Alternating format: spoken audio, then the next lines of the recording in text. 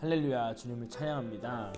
2월 15일 월요일 먼저 말씀 같이 보도록 하겠습니다. 오늘 말씀은 마태복음 13장 44절에서 58절까지의 말씀입니다. 마태복음 13장 44절에서 58절까지의 말씀 우리말 성경으로 함께 읽겠습니다. 네, 같이 읽겠습니다. 시작. 하늘나라는 밭에 숨겨진 보물과 같다.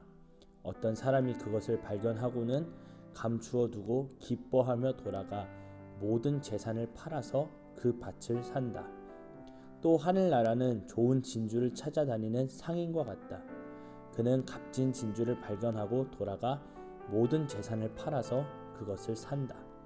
또한 하늘나라는 바다에 던져 온갖 물고기를 잡는 그물과 같다. 그물이 가득 차면 어부들은 그물을 물가로 끌어내고는 앉아서 좋은 고기는 바구니에 담고 나쁜 고기는 버린다. 세상의 끝도 그렇게 될 것이다. 천사들이 와서 의인 중에서 악인을 가려내 활활 타오르는 불아궁이에 던져 넣을 것이다. 거기서 그들은 슬피 울며 이를 갈 것이다. 예수께서 물으셨습니다. 너희가 이 모든 것을 깨달았느냐? 제자들이 예 하고 대답했습니다. 예수께서 그들에게 말씀하셨습니다. 그러므로 하늘나라의 제자가 된 모든 율법학자는 새 것과 오래된 것을 자기 창고에서 꺼내주는 집주인과 같다. 예수께서 이런 비유들을 끝마친 후에 그곳을 떠나셔서 고향으로 돌아가 유대 사람의 회당에서 사람들을 가르치기 시작하셨습니다. 사람들이 놀라 물었습니다. 이 사람이 어디서 이런 지혜와 기적을 행하는 능력을 얻었는가? 이 사람은 한낱 목수의 아들이 아닌가?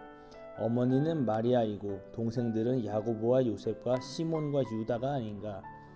그 누이들도 모두 우리와 함께 있지 않는가? 그런데 이 사람은 도대체 이 모든 것들을 어디서 얻었는가? 그러면서 사람들은 예수를 배척했습니다. 그러자 예수께서 그들에게 말씀하셨습니다. 예언자는 자기 고향과 자기 집에서는 배척당하는 법이다. 예수께서는 그곳에서 많은 기적을 많이 베풀지 않으셨습니다. 사람들이 믿지 않았기 때문입니다. 아멘입니다. 오늘 말씀 앞부분에 보면은 하늘나라가 어떤 것과 같다라고 나옵니다. 크게 세 가지 정도가 나오는데요. 첫 번째, 하늘나라는 밭에 숨겨진 보물과 같다. 둘째, 좋은 진주를 찾아다니는 상인과 같다. 또 세 번째는 바다에 던져 온갖 물고기를 잡는 그런 그물과 같다고 예수님께서 직접 말씀을 하셨습니다. 첫 번째, 밭에 숨겨진 보물과 같다. 쉽게 얻을 수 있는 게 아닙니다. 밭에 숨겨졌다. 그러니까 땅 밑에 있는 거예요. 그러니까 눈에 직접적으로 보이지 않는 겁니다. 근데 이 보물을 발견하기 위해서는 어떻게 해야 되냐? 일단 땅을 갈아야 됩니다. 근데 땅을 갈 때 사실 보물이 있는지 없는지 우리가 어떻게 알아요? 우린 모릅니다. 그런데 땅을 계속 갈다가 보면은 또 어느 곳에 어느 땅을 가는지 갈던지 이제 일단 갑니다. 밭을 갈아요. 그런데 그러다가 발견되는 것이 바로 하늘나라라는 것입니다. 즉 쉽게 발견할 수 있는 것이 아니다 라는 말씀을 예수님께서 하십니다. 근데 그것을 딱 발견하잖아요. 그러면은 이것을 발견한 사람은 얼마나 기쁜지 그러니까 돌아가가지고 모든 재산을 팔아서 그 밭을 산다라고 예수님께서 말씀하셨습니다. 사랑하는 여러분, 하늘나라는 이와 같습니다. 우리 눈에는 가시적으로 보이지가 않습니다. 그런데 밭에 정말 숨겨져 있는 보물찾기 하는 것과 같습니다. 근데 이 보물, 이 하늘나라를 딱 발견했을 때는 모든 것을 걸 만큼 소중하고 값지다는 것을 예수님께서 우리에게 말씀해 주셨습니다. 또 두 번째, 하늘나라는 좋은 진주를 찾아다니는 상인과 같다. 그는 값진 진주, 비슷한 맥락입니다. 진주가 어디에 숨겨져 있는지 우리는 잘 알지 못합니다. 그리고 값비싼 진주가 어느 조개 안에 있는지 우리는 알지 못합니다. 사실 여러분 그 인터넷에 검색해 보면은 진주는 이제 제가 알기로는 제가 뭐 이거 서치를 해보진 않았는데 바닷가에 이제 조개를 열면 딱 진주가 나온다라고 저는 그렇게 알고 있는데 혹시 만약에 이 정보가 잘못된 거라면 여러분 저한테 말씀을 해주십시오. 근데 그 진주가 값어치가 있는 진주냐 아니냐 이 기준은 사실 상인들이 압니다. 근데 저는 그런 상인은 아니니까 제가 뭐가 값어치가 있는지 없는지는 잘 모르지만 어쨌든 만약에 제가 그 상인이면 딱 알 거예요. 야 이거 비싼 거다.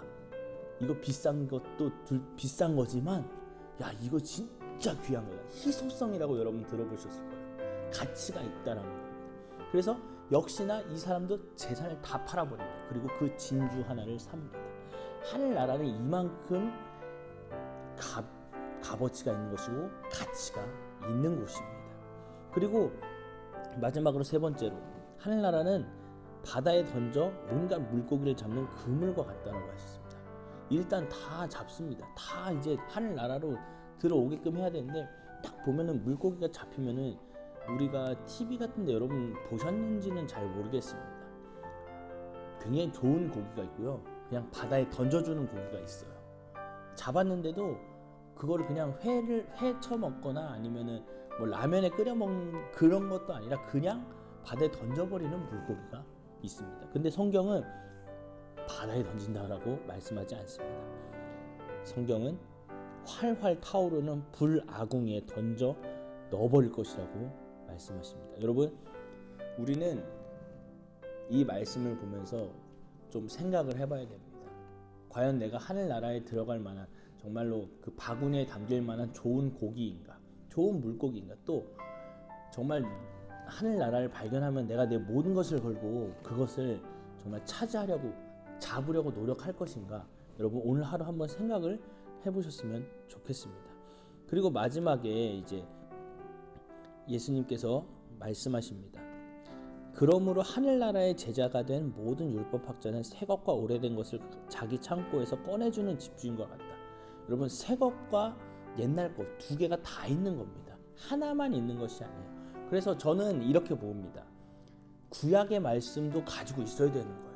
신약만 예수님 오셔서 신약을 예수님의 이야기를 다 써놓은 거잖아요. 그러면 구약은 필요 없어. 이게 아니라는 것입니다.